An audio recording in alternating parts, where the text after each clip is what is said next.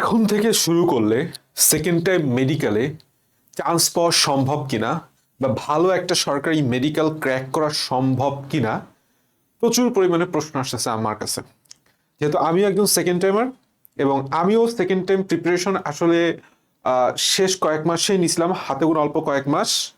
তো এখন আসলে যারা শুরু করতে চাচ্ছ, বিশেষ করে যারা জিএসটি পরে শুরু করতেছো বা অনেকের অনেক গ্যাপ পড়ে গেছে বিভিন্ন সমস্যার কারণে, এতদিন তুমি সিরিয়াস ছিল না, কিংবা তুমি এতদিন মনে করছো যে না আমি কোনো একটা ভার্সিটিতে চান্স পাই, ভার্সিটিতে পড়ালেখা করবো, বাট আলটিমেটলি ভার্সিটি হয় নাই, কিংবা তোমার এখনো এসে মনে হইতেছে যে এখন শেষ সময় হইলেও তোমার একটা ফাইট দেওয়া উচিত, সেকেন্ড টাইম মেডিকেল দেওয়া উচিত।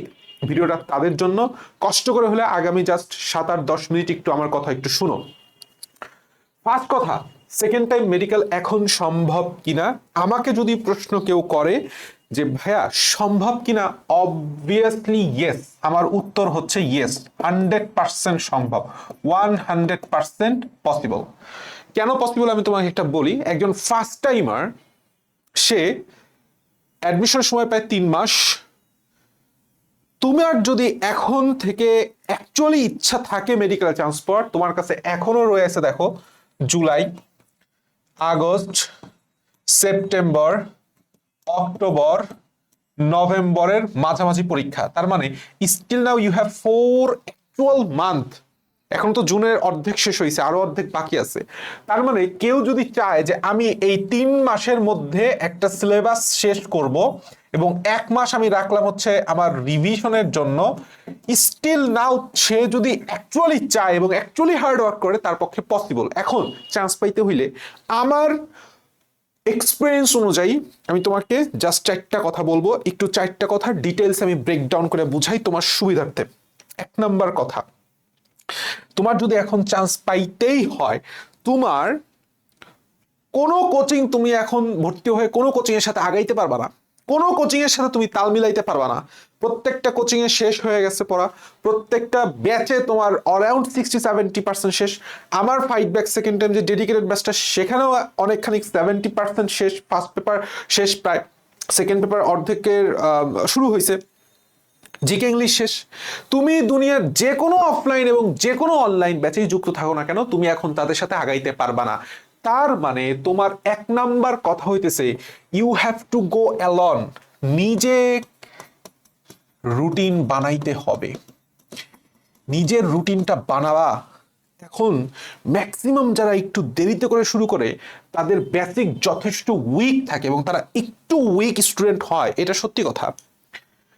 আমি যদি তোমার জায়গায় হইতাম, তাহলে নিজের রুটিনটা করতাম এবং একটা ব্যাচের সাথে যুক্ত হইতাম যদি আমার রেকর্ডেড ক্লাস প্রয়োজন হয়, অর অ্যাজ এ ব্যাকআপ। শুনো, তোমাকে একটা মজার কথা বলি। এই যে রেকর্ডেড ক্লাস, এই রেকর্ডেড ক্লাস জাস্ট লাইক একটা তাস খেলা। কি খেলা? তাস খেলা। কেন বললাম তাস খেলা? তুমি খেলতে জানলে তুমি মাস্টার। তুমি যদি খেলতে জানো, রেকর্ডেড ক্লাস দিয়ে তুমি একদম অ্যাডমিশন ঝালাফালা করে ফেলাইতে পারবা লাইভ ক্লাস ছাড়াই। কিন্তু তুমি যদি খেলতে না জানো, তাইলে তোমার সমস্যা। খেলাটা শিখতে হবে। আমি একটু তোমারে 10 মিনিটে খেলাটা শিখাই দিই। তুমি যে রেকর্ডেড ক্লাস করতেছো, একটা ব্যাচের সাথে যুক্ত হইলা, এখন কোনো একটা কোচিং এর সাথে যুক্ত হইলা, তারা তোমাকে, বা আমি ধরো তোমাকে বললাম যে না আমার সাথে তোমার একাইতে হবে, বা উদ্ভাস উন্মেষ রেটিনা যেখানে তুমি যাও না কেন, সেখানে তারা বলবে হ্যাঁ তোমার এখন পরীক্ষা দিতে হবে, এত বেশি পরীক্ষা দিতে হবে। সবকিছু দূরে সরায় ফেলাও। তোমাকে আমি একটা সিম্পল হিসাব দেখাই। সেটা হচ্ছে আমার পিসিবিতে কতটা চ্যাপ্টার? 55টা চ্যাপ্টার। আচ্ছা, আমার হাতে আছে কয় মাস? 3 মাস। তাহলে আমি 55টা চ্যাপ্টারকে আমি যদি 3 দিয়ে ভাগ দিই, আমার গড়ে ধরো 18টা বা 19টা চ্যাপ্টার পড়ে। তার মানে আমি এই যে টোটাল 18টা চ্যাপ্টার আমি প্রতি মান্থে শেষ করব। সে টু সে জুলাইয়ে 18টা চ্যাপ্টার আমি 10 দিন করে আবার সেটারে ভাগ করব। কি করছি? 10 দিন করে ভাগ করব। অর্থাৎ আমি প্রথম 10 দিন 6টা চ্যাপ্টার পড়বো, এরপরে 10 দিন 6টা চ্যাপ্টার, এরপরে 10 দিন 6টা চ্যাপ্টার। সেম রুটিন আমি ফলো করব আগস্ট এবং সেপ্টেম্বরের মধ্যে। আমার সিলেবাস শেষ, পিসিবি শেষ। সাথে অবশ্যই আমার কি রাখতে হবে? জিকে এবং ইংলিশ রাখতে হবে। এখন আসো, তোমার বললাম এইটুকের জন্য যেই জায়গায় জায়গায় তোমার ক্লাস প্রয়োজন, তোমার যদি শর্ট সিলেবাস খুব ভালো করে পড়া থাকে, শর্ট সিলেবাসে ক্লাস করার দরকার নাই। তুমি একটা নিজের রুটিন বানাবা। দরকার হলে তুমি ভাবো যে প্রথম 10 দিনে আমি কেমিস্ট্রি ফার্স্ট পেপার শেষ করে ফেলাই দিব, প্রথম 15 দিনে শেষ করে ফেলাই দিব, সেভাবেও তুমি রুটিন করতে পারো। তবে আমি প্রিফার করি তুমি মোটামুটি চেষ্টা করো যে 6 দিনের মধ্যে একটা সাবজেক্টের একটা চ্যাপ্টার শেষ করলা। চ্যাপ্টার মানে তোমার ধরো সে টু সে বায়োলজির 3টা চ্যাপ্টার 4টা চ্যাপ্টার শেষ করলা, বা এই পাশে 4-5টা চ্যাপ্টার 6টা চ্যাপ্টার শেষ করলা, এই পাশে 6টা চ্যাপ্টার শেষ করলা। অর্থাৎ আমাদের টোটাল মান্থ মিলায় সব মিলায় তোমার 18টা চ্যাপ্টার শেষ করতে হবে পিসিবি মিলায়, সাথে জিকে ইংলিশ। জিকে ইংলিশের কি কি টপিক পড়তে হবে না পড়তে হবে এই ভিডিওর ডিসক্রিপশনে লিঙ্ক দেওয়া আছে। খুব চমৎকার করে সেই টপিক ওয়াইজ তুমি আবার ভাগ করবা 3টা ভাগে, যে আমি এই জুলাই মাসে জিকের কোন টপিকগুলো পড়বো। একদম সুন্দর করে টপিক অ্যানালাইসিস করতে হচ্ছে যে মাত্র 20-25-22টা টপিক আছে, এই টপিকগুলো পড়লেই তোমার 100% ক্লিয়ার হয়ে যাবে মেডিকেল। জুলাই কয়টা টপিক পড়বো, আগস্টে কয়টা টপিক পড়বো, সেপ্টেম্বরে কয়টা টপিক পড়বো, হয়ে গেছে। তারপরে তুমি একটা খসড়া নিজের রুটিন বানাও, সেই রুটিন অনুযায়ী তোমার যেই চ্যাপ্টারে রেকর্ডেড ক্লাস প্রয়োজন সেই চ্যাপ্টারে ক্লাস করো। এরপরে তুমি সুন্দর মতো করে প্রিপারেশন নাও। এখানে একটা সিকোয়েন্স বলে দিই, আমাদের আগে কি করতে হবে, সবসময় একটা চ্যাপ্টার আগেই ক্লাস করবা না। তুমি সে অধ্যায়ের একটা কোশ্চেন ব্যাংক নাও, মেডিকেল কোশ্চেন ব্যাংক এবং ডেন্টাল কোশ্চেন ব্যাংকের ওই অধ্যায় থেকে বিগত 10 ইয়ার্সের কোশ্চেনটা খুব ভালো করে অ্যানালাইসিস করো। কোশ্চেনের প্যাটার্নে কি চেঞ্জ হচ্ছে, কিভাবে আসতেছে, কোন জায়গা থেকে আসতেছে, কোশ্চেনটা কি আমার এক্সট্রা রাইটার থেকে আসতেছে নাকি হুবহু অনুশীলনী থেকে আসতেছে নাকি main basic Hasan sir Ajmal sir থেকে আসতেছে, এই জিনিসটা একটু অ্যানালাইসিস মাথার মধ্যে ঘোরাও। এরপরে তোমার কাছে যদি মনে হয় যে না এই চ্যাপ্টার আমি ভালো করে পড়ি নাই, তাইলে তুমি একটা ক্লাস করো। এবং ক্লাসগুলা আমি বারবার বলতেছি, এখন তোমাকে করতে হবে কি রেকর্ডেড ক্লাস যতটা বেশি কম্প্যাক্ট হয়, যতটা বেশি কম্প্যাক্ট সম্ভব। যেমন সবচাইতে বেশি আমরা এই জায়গাটাই ফাইট ব্যাকে মানে কাজ করছি যে আমরা ফাইট ব্যাকে সবচাইতে ইফেক্টিভ এবং কম্প্যাক্ট 1 ঘন্টার উপরে কোনো ক্লাসই তুমি খুঁজে পাবে না। সর্বোচ্চ করে 1 ঘন্টা 5-10-15 মিনিট এরকম যাবে। সবচেয়ে ইফেক্টিভ ভাবে আমরা ক্লাসগুলো নিতেছি, একটা চ্যাপ্টারকে ভাগ করে দিছি, দরকার হলে তুমি ভাগে পড়ো, কোনো সমস্যা নাই। কিন্তু একটা ক্লাস করার পর যেন ওই অধ্যায়ের আর কোনো বিন্দু মাত্র প্রবলেম না থাকে, তুমি বই খুললে তোমার প্রবলেমের সব সলিউশন পাও। সো এনরোল করতে পারো, বাট আমি প্রিফার করি না, আমি প্রিফার করতেছি না। আমি বারবার বলতেছি এখন তুমি আমাদের ব্যাচের সাথে আগাইতে পারো না। তুমি যদি নিজে থেকে প্রিপারেশন নেয় এবং তোমার ব্যাকআপ হিসেবে এই রেকর্ডেড ক্লাস দরকার হয়, আমি মনে করি ফাইট ব্যাক তোমার জন্য বেস্ট সলিউশন রেকর্ডেড ক্লাসের ক্ষেত্রে। এখন আসো, তুমি ক্লাস কমপ্লিটলি করে ফেলাইলা, করার পরে তুমি কি করবা, সুন্দর মতো মেইন বুকটা পড়বা। মেইন বুক পড়ার পরে তোমার কাছে মনে হইতেছে অ্যানালাইসিস করছো না, এই জায়গাটা কি অ্যানালাইসিস করছো না, সে টু সে এই অধ্যায়ের, যেমন আমি তোমার একটা কথা বলি, আমাদের উদ্ভিদ বিজ্ঞানের 10ম অধ্যায়, 10ম বলতেছি 10ম অধ্যায় এবং 12তম অধ্যায় তুমি যতই হাসান স্যার পড়ো না কেন, তোমার বললাম প্রশ্ন কমন পাওয়ার গ্যারান্টি মাত্র 10-20%। তাহলে কি করতে হবে, এক্সট্রা ইনফো পড়তে হবে। এক্সট্রা ইনফো আমরা আমাদের ব্যাচে এক্সট্রা ইনফো শীট আকারে গুছাই দিচ্ছি। তুমি চাইলে তোমার কাছে যে ডাইজেস্ট আছে অথবা মেডিট্রিক্স আছে সবার কাছেই, সেখান থেকে খুঁজেও এক্সট্রা ইনফোগুলো পড়তে পারো। আমি বারবার বলতেছি সব অধ্যায়ের এক্সট্রা ইনফো লাগবে না বললাম, কিছু কিছু অধ্যায় লাগবে। এইটা তুমি এই কোশ্চেন ব্যাংক অ্যানালাইসিস করলে বুঝতে পারবা যে বিগত 2-3 বছর এখান থেকে এক্সট্রা ইনফো থেকে প্রশ্ন আসছে কিনা। এরপরে তুমি চলে আসো কি, তোমার আর কিচ্ছু লাগবে না, তুমি জাস্ট অনুশীলনী সলভ করো, আর কিচ্ছু না। বারবার অনুশীলনী একদম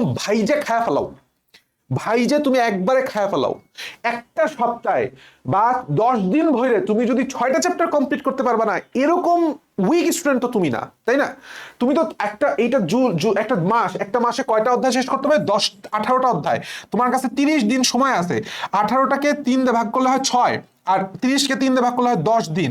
তাহলে 10 দিনের এগেইনস্টে তোমার 6টা চ্যাপ্টার তুমি যদি এই সিকোয়েন্সে পড়তে পারো, তোমার আর কিচ্ছু লাগবে না। এরপরে একটা গুরুত্বপূর্ণ কথা আছে, সেটা হচ্ছে তুমি অনেক ভালো স্টুডেন্ট, খেয়াল করো, তুমি অনেক ভালো স্টুডেন্ট, রোনালদো অনেক ভালো প্লেয়ার, কিন্তু ওয়ার্ল্ড কাপ জিততে পারা নাই। কারণ কি, ওর একটা স্ট্রং টিমের প্রয়োজন ছিল, যেটা পর্তুগাল দিতে পারে নাই। তুমি যতটা ভালো স্টুডেন্ট হও না কেন, তোমার যত ভালো প্রিপারেশনে থাকো না কেন, তোমার নিজের একটা সিস্টেম বিল্ড আপ করতে হবে। নিজের সিস্টেম বিল্ড আপ করতে হবে। 2 নাম্বার যে কথাটা আমি তোমাকে বলতেছি সেটা খুব মনোযোগ দিয়ে শুনো, সেটা হচ্ছে সিস্টেম। খেয়াল করো, 1 নাম্বার, কখন কি কিভাবে কতটুকু কোথা থেকে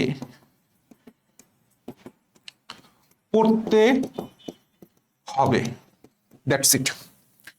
একটা সিম্পল কোশ্চেন নিজেকে আস্ক করবা, এইটা তোমার নিজস্ব সিস্টেমটাই বানাই দিবে।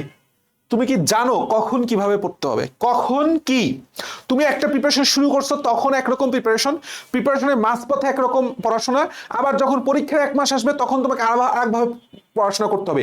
এই যে পরীক্ষার আগে 1 মাস রিভিশন প্ল্যানটা, রিভিশন স্ট্র্যাটেজিটা তুমি জানতা না বলেই বললাম তুমি ঠিক মতো রিভিশন দিতে পারো না এবং সেকেন্ড টাইম হয়ে গেছো, ফার্স্ট টাইমে চান্স পাও নাই।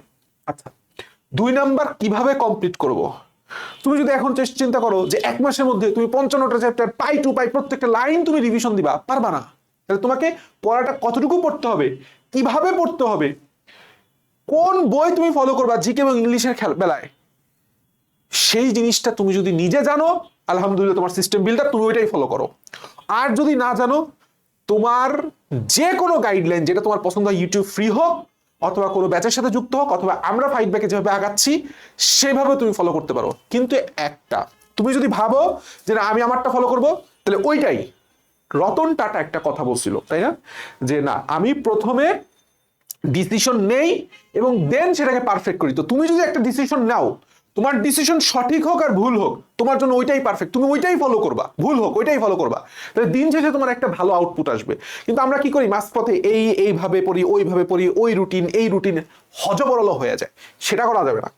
সিস্টেমের 2 নাম্বার পার্ট, সেটা হচ্ছে একটা গাইডলাইন। এখন আমার বেলায় আমার গাইডলাইন দেওয়ার কেউ ছিল না, এই জন্য আমি খুবই অ্যাগ্রেসিভ, মানে আমি যেটা করবো ওইটাই সঠিক।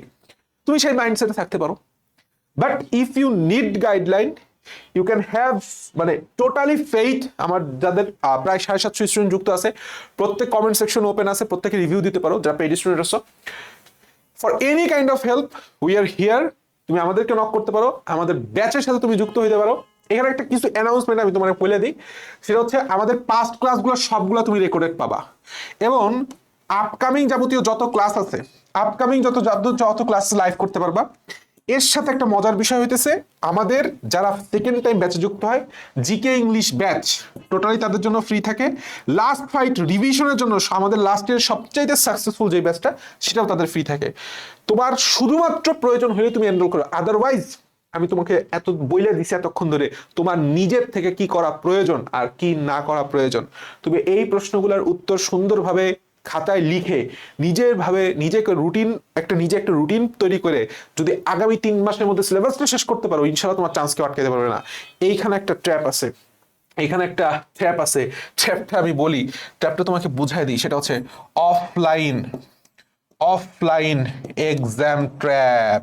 তোমাকে বলা হবে যত বেশি এক্সাম দিবা তোমার তত বেশি লাভ হবে। কথাটা সম্পূর্ণরূপে তোমার জন্য ভুল, কারণ তুমি বাকি 10টা স্টুডেন্টের মতো না, তুমি অলরেডি পিছায় গেছো, তোমার অলরেডি 4-5 মাস পিছানো হয়েছে, তোমার বেসিক উইক, তোমার সিলেবাস ইনকমপ্লিট। তুমি পরীক্ষা দিলে দেখা গেছে 100তে পরীক্ষা দিছো, পাইতে হচ্ছে 67, তুমি ওইখানেই শেষ। তো এখন অফলাইন এক্সাম একেবারেই দেওয়ার দরকার নাই, তুমি আগে সিলেবাস শেষ করো, সিলেবাস শেষ হওয়ার লাস্টের 1 মাসে যায় তোমার যদি প্রয়োজন মনে হয় বাসায় বসে তুমি দিতে পারো, বাসায় বসে না দিলে কোশ্চেন কালেক্ট করে কোচিং এ যেও তুমি দিতে পারো। কিন্তু একটা জিনিস মাথায় রাখবা, কোচিং এর নাম্বার ডাজন্ট ম্যাটার। আশা করি আমি তোমাকে একটু হলেও সাহায্য করতে পারছি যে আগামীতে কেউ যদি এখন থেকে মেডিকেল প্রিপারেশন শুরু করে 100% তার পক্ষে সম্ভব। জাস্ট একটা প্রপার গাইডলাইন, প্রপার একটা রুটিন এবং কনসিস্টেন্সি মেইনটেইন করে আগামী 3 মাস ধরে নিজের রুটিন ফলো করে সিলেবাস শেষ করার অপেক্ষা। Best of luck, tata.